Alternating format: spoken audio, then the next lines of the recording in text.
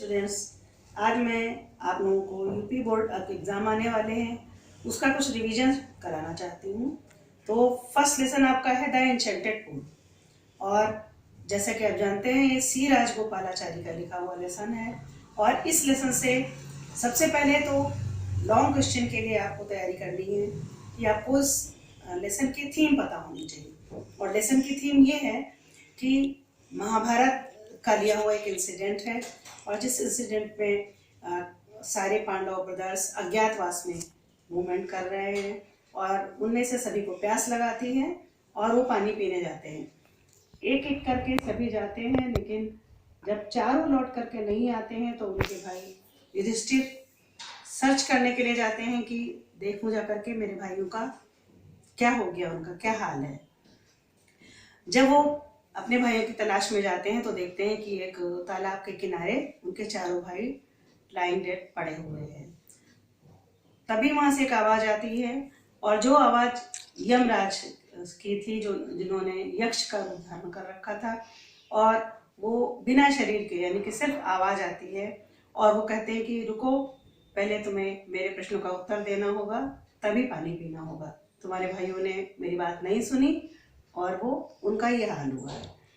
तब युधिष्ठिर कहते हैं ठीक है, आप अपने प्रश्न पूछिए। और यक्ष उनसे कई तरीके के कम से कम 10 प्रश्न पूछते हैं कि धर्म क्या है, यात्रा कैसी होती है, कौन दोस्त है, कौन सच्चा है, असली लोगों का धर्म क्या है, ये सभी। और युधिष्ठिर उनके एक एक करके यक्ष के सभी प्रश्नों का बहुत ही चतुराई से, सूझबूझ से उत्तर दे देते हैं। तो यक्ष बहुत ही प्रसन्न हो जाते हैं और लास्ट में कहते हैं कि ठीक है युधिष्ठिर, मैं तुम्हारी बातों से प्रसन्न हूँ और तुम चाहो तो वरदान मांग सकते हो। तो युधिष्ठिर वरदान में यक्ष ये भी कहते हैं कि तुम किसी एक को जीवित कर सकते हो। तो युधिष्ठिर बहुत ही अपने भाईचारे का पालन करते हुए ये कहते हैं कि मुझे न्याय भी मिलना चाहिए।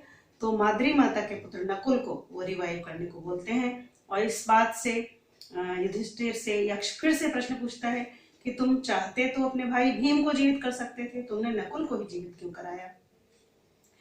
तो युधिष्ठिर कहते हैं कि देखिए, न्याय की तुला में मैं अपने माँ का एक पुत्र जीवित हूँ, तो माद्री माँ का पुत्र नकुल को भी जीवित होना चाहिए ताकि न्याय की तुला बराबर रहे। और इस बात से तो यक्ष उनसे बहुत ही प्रसन्न हो जाते हैं और उनके सभी भाइयों को जीवित होने का वरदान दे देते हैं। तो ये थी आपकी द एन्चेंटेड पूल की स्टोरी। और इस स्टोरी को अगर आप ठीक से समझ लेंगे, बुक के साथ पढ़ेंगे, तो आपको लॉन्ग आंसर देने में बहुत ही आसानी रहेगी। और सबसे बड़ी बात, इसमें आपको युधिष्ठिर का कैरेक्टर स्केच लिखने को यूपी बोर्ड में आता है, जिसमें कि आप लिख सकते हैं कि वो अपने भाइयों को बहुत प्रेम करते थे, वो बहुत ही बहादुर थे, वो अपनी माँ का बहुत सम्मान करते थे, वो न्यायप्रिय थे, एक्सेट्रा। तो इस प्रकार से आप द एन्चेंटेड पूल को रिवाइज करिएगा और कमेंट में मुझे जरूर बताइएगा कि आपको लेसन समझ में आया कि नहीं। Thanks for watching.